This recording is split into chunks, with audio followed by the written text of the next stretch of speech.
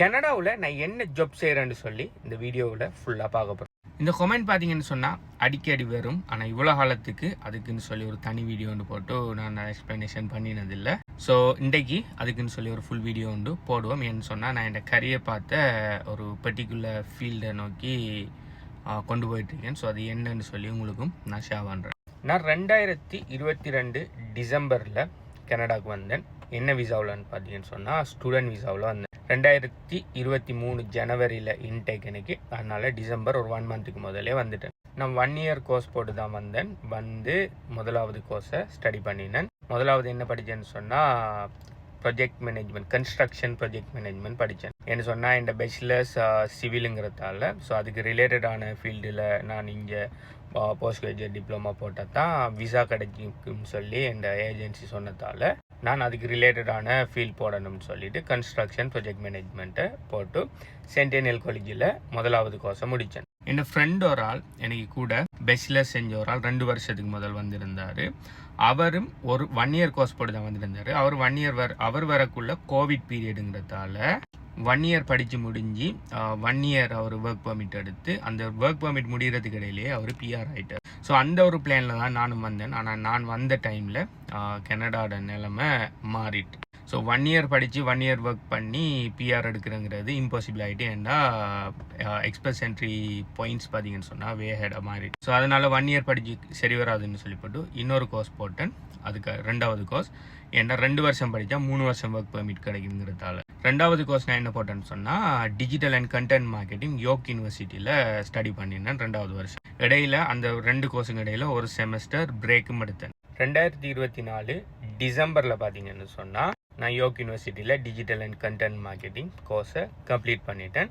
அதுக்கு பிறகு கிராஜுவேஷனுக்கு போன ஃபோட்டோவெல்லாம் நான் என் டிக்டாக்லாம் போட்டேன். ஓகே, ஸோ இப்போ நான் கனடாவில் 2 வருஷம் படித்து முடிச்சிட்டேன். இந்த படிக்கிற காலத்தில் பார்த்தீங்கன்னு சொன்னால் நான் ஃபர்ஸ்ட் வந்த புதுசுக்குள்ளே students international students full time work பண்ணலாம்னு மாதிரி தான் இருந்துச்சு. அந்த டைமில் வாழ்க்கை செலவு இப்படி பிரச்சனை இல்லை, தொழில் வாய்ப்பு பிரச்சனை இல்லை. நான் வந்த டைமில் அப்படி ஒரு பிரச்சனையுமே இல்லை. கனடா ஒரு பெஸ்ட்டான கண்ட்ரி இந்த அளவு தான் இருந்துச்சு. நான் வந்து ஒரு 5-6 மாதத்தில், அதாவது 2023 மேக்கு பிறகு நிறைய பிரச்சனை, நிறைய இன்டர்நேஷ்னல் ஸ்டூடெண்ட்ஸ் வேறு கண்ட்ரீஸ்லேருந்து வந்து இந்த நாட்டில் நிறைய பிரச்சனை. அதுக்கப்புறம் இமிக்ரேஷனுக்கு எதிரான பெரிய பெரிய ரேசிசம் அப்படி இப்படின்னு சொல்லி நிறைய விஷயம்லாம் நடந்து. அதுக்கு பிறகு ஜொப்பில் பிரச்சனை அது இதுன்னெல்லாம் போனிக்கு நான் கன்சிஸ்டண்ட்டாக ஒரு ஜப் ஒன்று நான் செய்யலை, தேடலை இந்த ஸ்டூடெண்ட் பீரியடில்.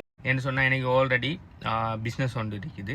நான் கிரிப்டோக்குள்ளே இருக்கிறேன். நான் வர அதாவது ஆன்லைன் ஏர்னிங் அந்த விஷயங்களை நான் கிட்டத்தட்ட ஒரு 5-6 வருஷமாக செஞ்சுட்டு இருக்கேன். கனடாவுக்கு வந்து கண்டினியூஸாக அதை தான் கண்டினியூ பண்ணினேன். ஓகே, ப்ளஸ் அந்தந்த வேறு சின்ன சின்ன ஜொப்புகள் செஞ்சாலும் லைக் எதையுமே நான் பெருசாக கண்டினியூஸாக செய்கிற அளவுக்கு ஒன்றுமே செய்யலை. நான் இப்போ படித்து முடிஞ்சுது. இப்போ எனக்கு 3 வருஷம் ஒர்க் பெர்மிட் கிடைக்கும். இந்த 3 வருஷம் ஒர்க் பெர்மிட்டில் பார்த்தீங்கன்னு சொன்னால் கனடியன் ஜாப்ஸில் Tier 0, 1, 2, 3, 4, 5 சொல்லி 6 கேட்டகரியாக பிரிப்பாங்க. Tier 0 managerial level, CEO, director, manager அப்படியான லெவலில் Tier 0 ஜாப்புன்னு சொல்லியும், Tier 1ங்கிறது ஸ்கில் ஜாப்ஸ், டாக்டர், இன்ஜினியர் அது மாதிரியான ஸ்கில் ஜாப்புன்ற மேலே. அதுக்கப்புறம் Tier 2ங்கிறது அதை விட கொஞ்சம் அசிஸ்டண்ட். அப்படி Tier 3ங்கிறது அதை விட கொஞ்சம் அசிஸ்டண்ட்.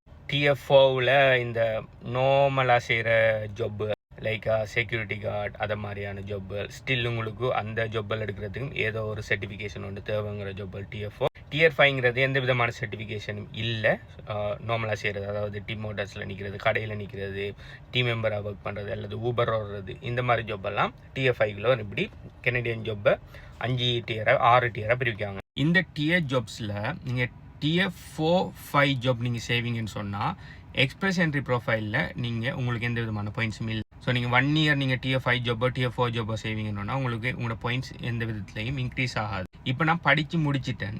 இப்போ நான் ஏதாவது ஒரு ஜாப் ஒன்று எடுக்கணும். அந்த ஜாப் பார்த்தீங்கன்னு சொன்னால் Tier 0, 1, 2, 3 இந்த 3 கேட்டகரிக்குள்ளே ஏதாவது ஒரு கேட்டகரிக்குள்ளே இருக்கணும். கட்டாயம் நான் ஜப் உண்டு, இங்கே ப்ரொஃபஷனல் ஜப் உண்டு செஞ்சே ஆகணுங்கிற ஒரு கட்டாயம் உண்டு எனக்கு வந்துக்கு. என்ன ஆகணும்னு சொன்னால் எந்த பாயிண்ட்ஸ் எக்ஸ்பிரஸ் என்ட்ரி பாயிண்ட்ஸ் பார்த்தீங்கன்னு சொன்னால் காணாது. ஓகே, 520 சம்திங், 520 அந்த ரேஞ்சில் இப்போ நான் அந்த வீடியோ செய்கிற டைமுக்கு பாயிண்ட்ஸ் கொண்டு போயிட்டுருக்குது. நான் சொன்னதானே இன்னைக்கு 2 வருஷத்துக்கு முதல் வந்த என் ஃப்ரெண்ட் பிஆர் எடுக்கக்குள்ள பாயிண்ட்ஸ் பார்த்தீங்கன்னு சொன்னால் 70 சம்திங்கில் தான் அவர் பிஆர் ஆயினார். 370 பாயிண்ட்ஸ் என்கிட்ட ஆல்ரெடி இருக்கு. அதாவது நான் இங்கே படிக்கிற காலத்துல எனக்கு 370 பாயிண்ட்ஸ் இருந்துச்சு. நான் இங்கே ஒர்க் பெர்மிட் போடாமலேயே என்னால் பிஆர் ஆகிருக்கலும். எப்போன்னு சொன்னால் நான் ஜஸ்ட் 2 வருஷத்துக்கு முதல் வந்திருப்பேன்னு சொன்னேன். ஆனால் இப்போ நிலைமை அப்படி இல்லை. ஸோ நான் எனக்கு பார்த்தீங்க சொன்னால் இங்கே கனடாவில் ரிலேட்டிவ்ஸ் யாரும் இல்லை. ஓகே, பிளட் ரிலேஷன் யாருமே இல்லைங்கிறதால அதில் எனக்கு பாயிண்ட்ஸ் வராது. இப்போ நான் பாயிண்ட்ஸை கூட்டுறேன்னு சொன்னால் எனக்கு ஸ்ரீலங்காவில் இருக்கிற 3 இயர்ஸ் எக்ஸ்பீரியன்ஸ் ஆட் பண்ணியும் கூட எனக்கு 520 லெவலில் அடையலாமல் தான் இருக்குது. இப்போ நான் இந்த பாயிண்ட்ஸை கூட்டுறேன்னா ஒன்று வேறு ப்ரொவின்ஸுக்கு போய் ப்ரொவின்ஷியல் நொமினி ப்ரோக்ராம் அதுகளில் ட்ரை பண்ணணும். அப்படி இல்லைன்னு சொன்னால் ஃப்ரெஞ்ச் படித்து அதில் எடுக்கணும். எனக்கு ஃப்ரெஞ்ச் படிக்க விருப்பம் இல்லை. என்ன காரணம்னு சொன்னால் ஃப்ரெஞ்ச் படித்தா ஆல்ரெடி நிறைய பேர் இப்போ ஃப்ரெஞ்ச் மட்டும்தான் இப்போ அந்த பாயிண்ட்ஸ்லேயே 470-80 ரேஞ்சில் இருக்குது. அதனால் நிறைய பேர் இப்போ ஃப்ரெஞ்ச் படிச்சுட்டு இருக்காங்க. இப்போ அவ்வளோ பேரும் ஃப்ரெஞ்ச் படித்து முடிச்சுட்டு எக்ஸாம் எழுதிட்டு அந்த சர்டிஃபிகேட் எடுத்துக்கிட்டு அந்த பூலுக்கு பாய்வாங்கன்னு சொன்னால் ஆட்டோமேட்டிக்காக அந்த பூலும் 500 தாண்டி போகும். ஓகே, ஸோ எனக்கு அதுக்கு திரும்ப மினக்கிறதுக்கு எனக்கு விருப்பம் இல்லை. ஏன்னா ஆல்ரெடி எல்லாருமே அதை செஞ்சுட்டு இருக்காங்க. எல்லோரும் செய்கிறதுக்கு முதல்ல செஞ்சால் ஓகே, ஆனால் இப்போ எல்லாருமே செஞ்சுட்டு இருக்காங்க. ஸோ எனக்கு இப்போ இருக்கிற ஒரே ஒரு ஆப்ஷன் ஸ்கில் ஜாப் அதாவது TS 0, 1, 2, 3 இந்த லெவலுக்குள்ளே இருக்கிற ஏதாவது ஒரு ஸ்கில் ஜாப் ஒன்று நான் செஞ்சேன்னு சொன்னால், இப்போ எனக்கு டிசம்பரில் நான் படித்து முடித்தேன். டிசம்பரில் அப்ளை பண்ணினேன். எனக்கு 2025 ஏப்ரலில் பார்த்தீங்கன்னு சொன்னால் எனக்கு ஒர்க் பெர்மிட் கிடைச்சிக்கு. அது வரைக்கும் இம்ப்ளாய்ட் ஸ்டேட்டஸில் இருந்தேன், அதாவது டெம்பரரி. ஸோ ஒர்க் பெர்மிட் கிடைச்ச உடனே நான் ஸ்ரீலங்காவுக்கு போயிருந்தேன் மேரி பண்ணுறதுக்கு.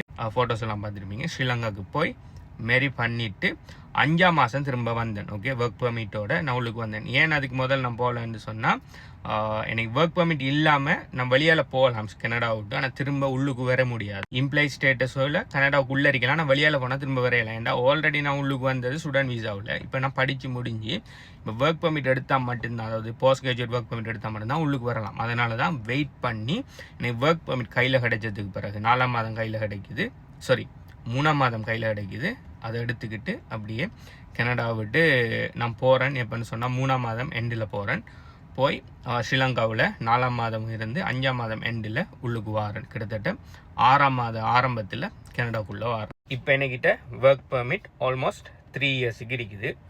இந்த ஒர்க் பெர்மிட்டை பிரயோசனப்படுத்தணும். ஒன்று நான் இந்த ஒன்டேரியோ விட்டு வெளியால் ஏதாவது ப்ரொவின்ஸுக்கு போய் அதில் ப்ரொவின்ஷியல் நொமினி ப்ரோக்ராமில் ட்ரை பண்ணணும். ப்ரொவின்ஷியல் நொமினி ப்ரோக்ராம் எல்லாத்தையுமே இப்படி இதுதான் ஃபைனல் ஆப்ஷன்ங்கிறதால நிறைய பேர் ப்ரொவின்ஷியல் நொமினி ப்ரோக்ராம்லேயும் போய் வெயிட்டிங் லிஸ்ட்டில் கனகாலமாக காத்துட்ருக்காங்க. ஸோ அதுவும் க்ளோஸ். எல்லா ஆப்ஷனுமே க்ளோஸ். எனக்கு இப்போ இருக்கிற ஒரே ஒரு ஆப்ஷன் பார்த்தீங்கன்னு சொன்னால், இந்த 3 வருஷத்தில் ஏதாவது ஒரு ஸ்கில் ஜாப் இங்கே செய்யணும். எனக்கு பார்த்தீங்கன்னு சொன்னால் சிவில் ஃபீல்டில் போகிறது விருப்பம் இல்லை. நான் பேச்சுலர்ஸில் நான் சிவில் இன்ஜினியரிங் தான் செஞ்சுருந்தேன். ஸோ இங்கே வந்து இந்த முதலாவது கோர்ஸும் கன்ஸ்ட்ரக்ஷன் ப்ராஜெக்ட் மேனேஜ்மெண்ட் தான். அதில் ப்ராஜெக்ட் மேனேஜ்மெண்ட் அறவாசி கன்ஸ்ட்ரக்ஷன் ரிலேட்டடான ப்ராஜெக்ட் மேனேஜ்மெண்ட் மாதிரியான கோர்ஸ். அது ஜென்ரல் ப்ராஜெக்ட் மேனேஜ்மெண்ட் இல்லை. அதுக்கப்புறம் 2வது கோர்ஸ் பார்த்தீங்கன்னு சொன்னால் டிஜிட்டல் மார்க்கெட்டிங் படித்தேன். ஏன் டிஜிட்டல் மார்க்கெட்டிங் படித்தேன்னு சொன்னால், எனக்கு டிஜிட்டல் அண்ட் கண்டென்ட் மார்க்கெட்டிங்கில் கிட்டத்தட்ட 5 to 6 வருஷம் எக்ஸ்பீரியன்ஸ் இருக்குது. இப்போ நீங்கள் பார்த்துட்டு இருக்கிற வீடியோவே one kind of content marketing தான். Okay, content creation. ஸோ அந்த கோர்ஸில் நான் படித்த 80% விஷயம் எனக்கு தெரிஞ்சது நான் ஆல்ரெடி செஞ்சிட்டு இருக்கிறது தான். ஜஸ்ட் ஒரு சர்டிஃபிகேஷனுக்காக நம்ம படித்தோம். ஓகே, யோக் யூனிவர்சிட்டியில். இப்போ என்கிட்ட இருக்கிற எக்ஸ்பீரியன்ஸும் பிரயோசனப்படணும். அதாவது இந்த content creation, lead generation, digital marketing, இந்த எக்ஸ்பீரியன்ஸும் எனக்கு சூட் ஆகணும். அதோட அந்த ஜாப் பார்த்தீங்கன்னு சொன்னால் ஏதாவது TS 0, 1, 2, 3 TS 0, 1, 2, 3ங்கிற கேட்டகரிக்குள்ளேயும் இருக்கணும். ப்ளஸ் என் ஸ்கில்லை டிபெண்ட் பண்ணியிருக்கணும், என் ஏர்னிங் அந்த டைமை டிபெண்ட் பண்ணி இருக்காமல் சொல்லி நான் தேடி பார்த்தேன். ஃபர்ஸ்ட்டுக்கு நான் என்ன யோசிச்சேன்னு சொன்னால், ஏதாவது ஒரு ஏஜென்சியில் டிஜிட்டல் மார்க்கெட்டிங் ஸ்பெஷலிஸ்ட் அப்படி இல்லைன்னு சொன்னால் டிஜிட்டல் மார்க்கெட்டிங் கோஆர்டினேட்டராக போவோம்னு சொல்லி யோசித்தேன். ஏன்னா நான் ஸ்டூடெண்ட் இருக்கிற டைமில் நான் நிறைய டிஜிட்டல் மார்க்கெட்டிங் ஏஜென்சிக்கு ஃப்ரீலான்சிங் பண்ணியிருக்கேன், கண்டென்ட் க்ரியேஷன் அந்த இது விஷயங்கள் ஊடாக. ஓகே, ஸோ அதுலேயும் சில எக்ஸ்பீரியன்ஸ் இருக்குது. டிஜிட்டல் மார்க்கெட்டிங் கோஆர்டினேட்டராக அப்படி டிஜிட்டல் மார்க்கெட்டிங் ஸ்பெஷலிஸ்ட்டாக போவோம்னு சொல்லி முடிவு பண்ணேன். ஆனால் ஒரு இன்டர்வியூவில் எனக்கு நடந்த சம்பவத்தோட அந்த டிஜிட்டல் மார்க்கெட்டிங் ஃபீல்டில் போகிறலன்னு சொல்லி முடிவெடுத்தேன். அது என்ன காரணம்னு சொல்லி தெரியணும்னு சொன்னால் இதோட பார்ட் 2 வீடியோவை நான் அப்லோட் பண்ணுவேன். அதில் அதை பற்றி சொல்லிவிட்டு இப்போ நான் என்ன ஃபீல்டில் போகிறதுக்கு நான் டிசைட் பண்ணிங்கிற மற்ற பேலன்ஸ் விஷயத்தையுமே நான் சொல்கிறேன். நீங்கள் யாராவது நான் என்ன ஃபீல்டில் நான் போகிறேன்னு சொல்லி கெஸ் பண்ணுவீங்கன்னு சொன்னால் என்ன ஃபீல்டுன்னு சொல்லி கீழே கமெண்ட் பண்ணுங்கள். யார் சரியாக கெஸ் பண்ணீங்கன்னு சொல்லி பார்ப்போம்.